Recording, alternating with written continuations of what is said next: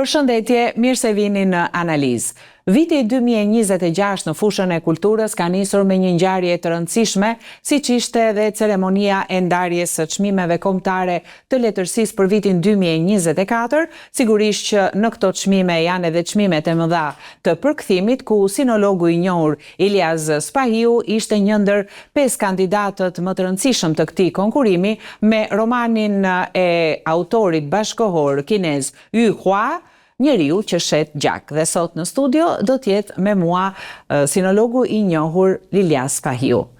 Urime së pari për këtë përzgjedhje, pavarësisht përfundimit të çmimeve dhe zgjedhje, sigurisht i shprehim urimet tona edhe autorit që është përzgjedhur për përkthimin më të mirë, por tashmë Ilias kemi të bëjmë me një ngjarje vërtet të rëndësishme, ku ju ishit përfshirë me romanin Yu Hua, të botuar nga shtëpia botuese Onufri, dhe Yu Hua, të paktën nga gjithë kritika botërore, është cilësuar si një nga 10 autorët bashkohor më të mëdhenj dhe më me ndikim më të Kinës.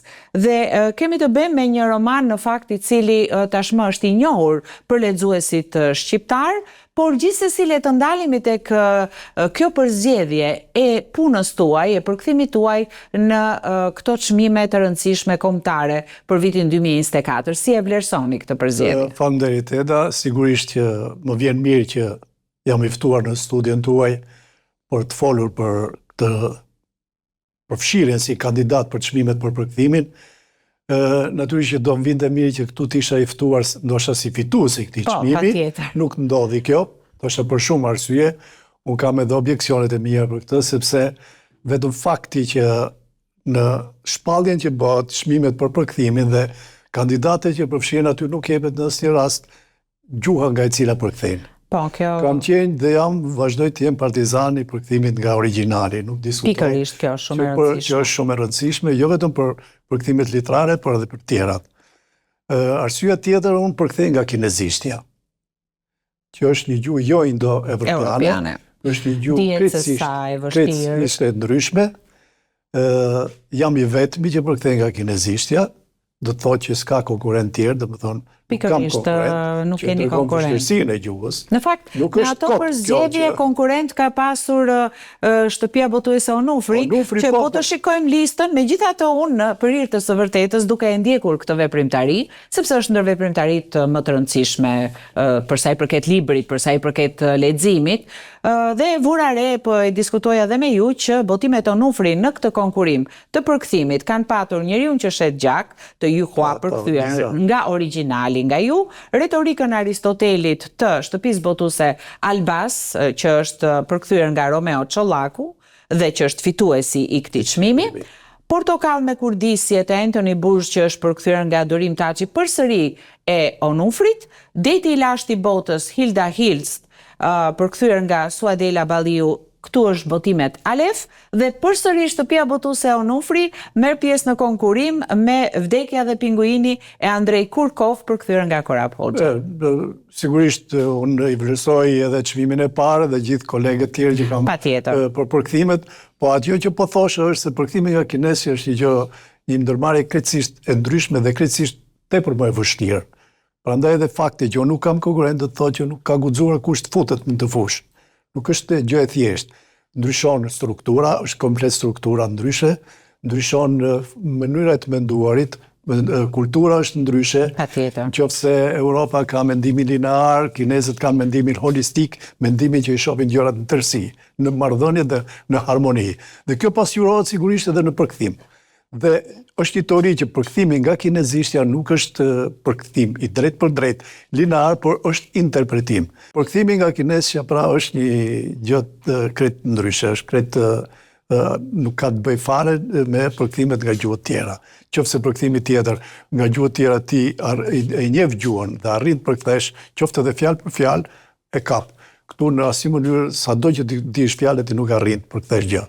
Sidoqoftë kjo nuk është temë tjetër. Megjithatë ajo merr vlerë, në fakt ka edhe një problem, ndoshta unë gabohem Ilias, por ka të tjerë përkthyes nga origjinali të këtyre veprave përveç jush në Shqipëri? Sepse unë në dijenin time janë që përkthehen nga anglishtja. Nga anglishtja. Kështu që ju keni në fakt edhe një lloj monopoli për sa i përket. Të tash nuk kam konkurrent, për fat keq nuk kam. Nuk keni konkurrent. Jo, nuk e quaj fat mirë sepse dua që kjo mirë sepse dëshironi dhe ju të keni patjetër që konkurrenca të nxitë dhe do që nuk sa do që të përkthejun sa mund të përkthej. Sigurisht, aq më tepër që këto janë edhe libra të rëndësishëm dhe të vështirë. Dhe të vështirë. Kështu që unë dua që dikush të futet, por nuk ka patjetër. Edhe unë nuk e di se si jam futur, kur jam futur në fillim kemi biseduar edhe përpara. Kur jam futur fillimisht ka qenë, do të thonë, një që nuk shkonte edhe mua mendja, se si ato që dingin nëse e di se sa e vështirë është. Po ashtu ndoshta në këtë fushë të njëjtin problem sepse lind nga biseda lindin edhe ide gjatë bisedës. Ndoshta të njëjtin problem ka edhe profesor Xhan Embo, i cili përkthen nga kinezishtja në shqip, tashmë është në një farmoshe dhe sigurisht që edhe ai ka një lloj monopoli. Një kontribut i jashtëzakonshëm. Se kemi dhe përkthyes, ka dhe përkthyes të tjerë. Në Kinë është krijuar një për fat të mirë.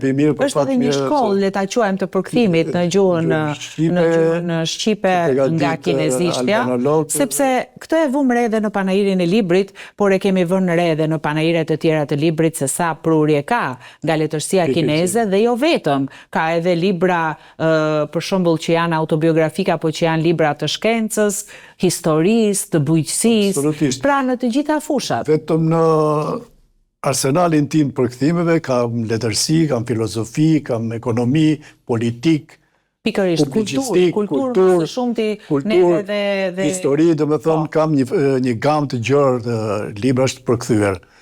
Dhe lexuesi shqiptar duhet të jetë falënderues ndaj teje për shkak se ka njohur Yu Huan, ka njohur Mo Yen, ka njohur veprat e Konfucit të përkthyera nga origjinali, apo Lao Tse, që janë të përkthyera nga origjinali dhe sigurisht që kjo është... Ne kemi diskutuar, kjo ka qenë edhe fal programit mes dy vendeve për përkthimin dhe botimin e librave të ndërsjet, librave shqip në Kinë. I cili në fakt i ka dhënë një hovë të madhe dhe tashmë për fat mirë dhe ka shumë autorë shqiptarë që janë përkthyer. Që janë përkthyer dhe nga origjinali, nga shqipja direkt. Është Kadareja, por që në shumicën e tij është përkthyer nga frëngjishtja ose nga anglishtja. Dhe ky është që të bëhen përkthyer. Megjithatë, Elias, le të themi që ta diskutojmë një rast tjetër. Është rasti për të thënë që edhe pjesëmarrja në një konkurs të tillë është tepër e rëndësishme sepse do të kujtoja që në fakt njeriu që shet gjak i Yu Huan është nderuar me një çmim. Ka marrë çmim, është nderuar dhe është nderuar në një nga panairet më të mëdhenj të Ballkanit, siç ka qenë panairi i librit në Ulqin në vitin 2024, ku ju vetë keni marrë një çmim me një emër të rëndësishëm, çmimin Cervantes. Dhe ne 2 vjet më parë kemi bërë një intervistë së bashku pikërisht për këtë çmim. Mendon, Elias, që Yu Huaja me veprat e tij, të cilat ju keni përkthyer 2, që është Të jetosh dhe tashmë njeriu që shet gjak, pse është kaq i pëlqyer, pse është kaq i kërkuar dhe sigurisht tërheq edhe çmime? Yu Huan, në fakt, unë kam pas rastin dhe do të them fatin që e kam takuar edhe direkt në vitin e kaluar, gjatë një vizite në Kinë, në një konferencë të sinologëve të botëror, e njoftova që jam në Shanghai, dhe ai erdhi në Shanghai dhe ne u takuam dhe bëm një takim jashtëzakonisht të këndshëm. Ai përveç se është një autor mjaft i mirë, një autor, domethënë ndër autorët më të mirë, shkrimtarët më të mirë bashkëkohor të Kinës, dhe ndër më të preferuarit është edhe njëri shumë mediatik, shumë i gjallë, shumë i zhdërvjellet, shumë i këndshëm. 2 libra që kam përkthyer unë, Të jetosh dhe njeriu që shet gjak, në fakt trajtojnë një temë, mund të them temën e dhimbjes njerëzore, e mbijetesës njeriut në kushte gati ekstreme. Të jetosh flet për të dyja e marrin subjektin nga jeta në fshat, për periudha shumë të vështira të Kinës, siç është periudha e zis kombëtare, revolucioni kulturor, kur me të vërtet ka pasur vuajtje sidomos në fshat, por edhe në qytet, dhe Yu Huan trajton këtë temë, po e trajton në mënyrë të thjeshtë, por mjaft. Megjithatë duket si ekzistencialist në çdo hap të vetin. Pikërisht, ai e trajton në mënyrë aq domethënë të reale, të natyrshme, sa duket sikur e përjeton këtë dhimbje. Dhe në fund ai sigurisht që arrin në është shumë i thjeshtë në pamje të parë, është shumë i thjeshtë, por nga do të shkruan, por njerëzit për jetën e thjeshtë, temën e ka jetë fshati. Duke qenë fshati, ai nuk tenton që ta zbukuroj, ose ta bëj komplekse, ose të sofistikuar. Pikërisht kjo vjeshtësia e tij. Dhe në fakt është nga kritika botërore, kam shkëputur një vlerësim për librin Njeriu që shet gjak, që thotë se me një intensitet të rrallë emocional për shkrime të gjalla që të mbajnë mbërthyer dhe dhëmshuri të qartë, Yu Hua jep një panoramë të jashtëzakonshme të jetës njerëzore në rrethanat e vështira të ditëve të një njeriu. Dhe ky njeri mund të jetë kushdo. Ai është thjesht edhe njeriu që shet gjak, flet për një njeri të thjeshtë, Xu Xuanguan, i cili ishte karrocier në një karroce në një fabrikë mëndafshi. Dhe ai jep, neve i kemi kaluar disa historitë, për shembull shitjen e gjakut. Patjetër, edhe në Shqipëri ka ekzistuar. Biles mund t'ju them këtë që kur e përkthyem këtë libër, kur erdhi puna për titullin, ai ka më të gjatë titullin, por nuk kishte nevojë të vijë më të gjatë, ne por në anglisht, më thot botuesi thot, në anglisht ishte tregtari i gjakut. Thash nuk është tregtari i gjakut. Është tregtar. Sepse ndoshta vendet anglisht folë, se nuk e kanë njohur shitjen e gjakut për tjetuar. Si një dukuri që e kanë njohur si dhurat. Si ne? Si ne, ajo është një njeri që shet gjak për tjetuar. Ai nuk dhuron gjak. Dhe nuk është një abuzus në dhurimin e gjakut. Nuk është tregti. Ai nuk bën tregti, dhe më thonë në anglisht e kanë tregtari i gjakut. Ndoshta ato nuk ta kuptojnë se humbet shumë, por nuk e kupton ai që ka njerëz që shesin gjakun për tjetuar. Dhe ky tregon historinë e tij, i cili e fillon shitjen e gjakut thjesht për të fituar zemrën e një vajze, të cilën e dashuronte, që të martohej me atë, që duhet pagunte një haraç, ai fillon e shet gjak mosh 3. E vazhdon shitjen e gjakut pastaj për në kohën e Zis, të bukës që ishte në atë periudhën e varfërisë, të hopit madh, por që pati një varfëri ekstreme, vazhdon për të mbjetuar, për të blerë. Është nga ato varfëritë ekstreme që janë edhe tek Mojen, për shembull Bret Koca, kur njerëzit detyrohen që ta hanin qymyr. Edhe ai, pikërisht, ai i përshkruan shumë bukur Yu Hua këtu, e vazhdon më tej për të zgjidhur probleme shëndetësore brenda familjes, derisa më fund, domethënë ai arrin të shesë gjak disa herë, jo vetëm një herë, derisa më fund shet gjak, shkon bën edhe udhtim të gjatë për të shpëtuar jetën e djalit të tij, të cilin në fakt nuk ishte djali i tij biologjik. Të gjitha këto janë disa drama shpirtërore, ekzistenciale të një individi. Ky libër në fakt është ashtu si dhe të jetosh, është një libër që kur e lexon të le pa frymë në kuptimin që ka një dhimbje të jashtëzakonshme, një dhimbje njerëzore, domethënë që njeriu sigurisht që i vjen edhe për të qarë, edhe për të ndjetë edhe emocionuar. Këto janë subjekte shumë të thella. Madje më kanë thënë, nga bisedat me kolegë kinez, më kanë thënë që kanë filluar ta kritikojnë Yu Huan, thonë se si them, i thonë ti me ç'të drejt na bën ne të qash dhe fiton para me këto libra që fiton para me sentimente, me ndjenjat e gjithë secilit dhe shkruan vetëm libra me dhimbje. Është një autor, ai është profili i tij, është një autor i dhimbjes. Po domethënë edhe deri aty ka shkruar që domethënë libra e ndjen krijon ai shumë dhimbje të njeriu, kur mbasi e lexon, sa është me të vërtetë është diçka e papërballueshme. Edhe këtu në Shqipëri më kanë thënë njerëz se e kanë lexuar e kanë lexuar dhe kanë lexuar pothuajse brenda natës sepse është shumë tërheqës. Po e morën dorë nuk e lëshon dot. Më the pak më parë që jeni takuar me Yu Hua. Ke sjell edhe librin? Po, kam sjell edhe librin që do të jetë me autografin e tij. Me autografia, këtu është autografi i tij. Jemi takuar me 30 tetor 2024 në Shangaj. Edhe më shkruaj falënderit Spahiu. Por mund na flisni pak për të, ka një jetë interesante në fakt, ka lindur madje përveç librave bën edhe një show televiziv. Po. Është edhe pjesëmarrës në një show televiziv. Është i datëlindjes 1960, ka lindur në Hangzhou dhe prindrit të dy mjek, edhe thot në biografi që ka kaluar pjesën më të madhe të kohës nëpër spitale, e marr prindrit me vete. Kjo duhet të ketë ndikuar. Me siguri që ka ndikuar te ai. Ai do të thonë pastaj hoqi dorë nga studioi për stomatologji dhe tha nuk dua të bëhem dentist se do të kaloj jetën duke parë gojët e njerëzve. Pastaj kam lexuar diçka. Pastaj filloi të shkruaj, fillimisht ka shkruar në disa revista ai. Dhe të jetosh për herë të parë nuk e ka botuar si roman, por e ka botuar në një revistë. Pastaj u boi pati sukses ky libër dhe filloi të shkruaj prapë. Ka shkruar tashmë shumë libra, nuk është më një. Dhe në fakt nga kritika letrare kineze që kam lexuar, kam marrë shumë çmime dhe ndër të tjera është cilësuar si brezi i shkrimtarëve kinez që filluan rindërtimin e letërsisë moderne kineze në vitet 1980-1990 dhe nisi në këtë periudhë gjithë ky brez i autorëve, të cilët pra nëpërmjet letërsisë së tyre u bën dhe të njohur në gjithë botën. Sepse dati thash duke dhe ti ke njohjet për Kinën, kështu që e di shumë mirë që pati një shkputje të letërsisë gjatë kohës periudhës revolucioni kulturor. Pati një shkputje të letërsisë dhe nuk pati vepra letrare. Dhe këto filluan kryesisht mbas viteve 80. Mbas viteve të 80 ato e quajnë shkrimtarët e viteve e brezit të viteve 80. Dhe pastaj është viteve 90. Kjo është lidhur dhe me hapjen në reformën e Kinës. Sigurisht që patën pas 74. Dhe në atë kohë kanë filluar të shkruajnë Moyen, fituesi të çmimit Nobel.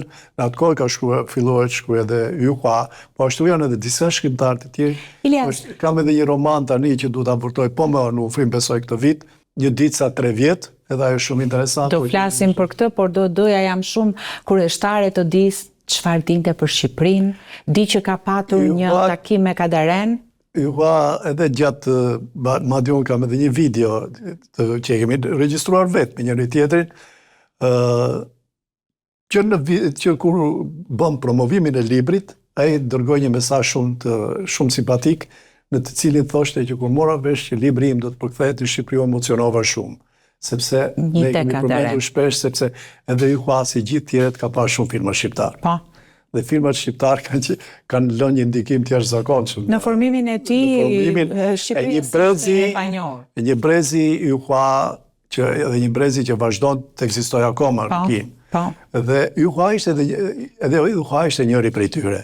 Po ashtu si Moyen, po gjithashtu ma ka thënë drejt për drejti këtë gjë. Dhe më thënë, po përveç tjerave një gjë interesante Yu Hua ishte se në vitin 1998 ishte takuar në panairin e librit në Torino me Kadaren. Dhe si që më tregon Yu Hua, na heci muhabeti. Duke lidhja e vjetër, dhe më thënë që ne kishim pasur njëri me tjetrin, dhe kishim edhe njerëz që na provokonin, që juve të dy. Por ne tha vazhdoni muhabetin ton për 7 panqefe me përkthyes madje, edhe duke patur parasysh dhe Kadaren, sigurisht që nuk kishte si të ndodhte. Muhabeti dhe kishin treguar edhe historira, kishin pas edhe një histori shumë interesante me atyre është për një shkrimtar për librin e një autori gjerman, që të dy kishin një far lidhje me atë libër. Unë kam botuar edhe një shkrim te gazeta Ex Libris, që e nxjerr shtëpia botuese Onufri. Do të thonë ai kishte lidhje edhe me si shumë kinez të asaj, ati brezi, jo vetëm që kishte njohje për Shqipërinë, por kishte edhe një lidhje direkte. Dhe ndërkohë Kadaren dhe me letërsinë shqipe, që e njihte në një farë mënyre. 就是他那个卡达莱在跟我聊天的时候，说到那个毛泽东、周恩来、刘少奇的发音哦，完全是中国人的发音。对，特别准，跟那个18休发音一样好。对，是吗？对，卡达莱，对，我很难过，他也已经去世了，我都没想到，对，他是一个伟大的作家，对，我们90年代的时候用传真机，99年、98年、99年的时候，我们用传真机那个交流过，对，那挺有意思啊，很有意思。我是1998年6月份夏天的时候在都灵。和那卡达莱第一次见面，对，挺好的，期待你在28再。对，我希望我到28年来，如果我还想去看看那个卡达莱住的那个地方，可能不一定能够进去，但是我在外面看看也可以，对，他是我的朋友，对， Ilias, për fatin tënd të mirë ndoshta, por nuk është fat, është një punë kolosale që ju keni bërë ndër vite, ndoshta 40 apo sa vite u bën, që përktheni dhe sillni në Shqip. Tash përkthimi unë kam gjithë jetën që përkthej. Ne kemi punuar radio. Ne kemi punuar bashkë dhe në fushën e përkthimit, por gjithsesi përkthimin që unë jam futur, përkthimin në libra ka qenë kur shkrimtari Nobelist, pra kur Mojen fitoi çmimin Nobel. Fitoi çmimin Nobel me. Atëherë unë pata një kërkesë ose të them një thirrje për të për ta përkthyer këtë libër. Fillimisht nuk pranova, thash jo, nuk besoj se mund ta bëj këtë punë. Pastaj mora disa libra. Jo, në fakt, si që tash përktimi ka qenë një ndërmarrje shumë e vështirë. Nuk është një përkthim i thjeshtë. Se unë i di fjalët edhe patjetër. Dhe pastaj me ndihmën edhe të QNBO, albanologut, miku tim QNBO, edhe ai më inkurajoi, tha pse nuk përkthen diçka. Dhe pastaj unë mora disa libra, zgjodha Bret Kosën. Një ndër arsyet ishte si ishte më i vogël si me faqen, domethënë se kisha me që ishte sprova e parë. Me që ishte sprova e parë dhe kishte një temë që unë mendova që në Shqipëri e njohin atë, kooperativat, varfëria, problemet, i njihnin lindjet, të gjitha këto. Edhe zgjodha këtë, domethënë u bën gati, sa të them, gati 13-14 vjet që merrem me përkthime të kësaj natyre, se me përkthime delegacione. Patjetër, ato janë të pjesës zyrtare, është ato janë marrë gjithë jetën. Në fushën e përkthimit. Po, në fushën e librit, në librit kines. Dhe e veçanta juaj, Ilias, është që nuk jeni të kufizuar vetëm në një shtëpi botuese. Këtë e pam edhe në Panajir që përkthimet tuaja në fakt ishin te Onufri, tek shtëpia botuese Ombra GVG, tek shtëpia botuese Fanoli, Dituria. Pra, ky është një bashkëpunim i juaj, sepse ju keni preferuar kështu, apo janë shtëpitë botuese që ju janë ofruar në këtë formë? Unë kam synuar që të bashkëpunoj me shtëpitë botuese, me shumë është edhe ajo që jeni i pari dhe i vetmi. I vetmi.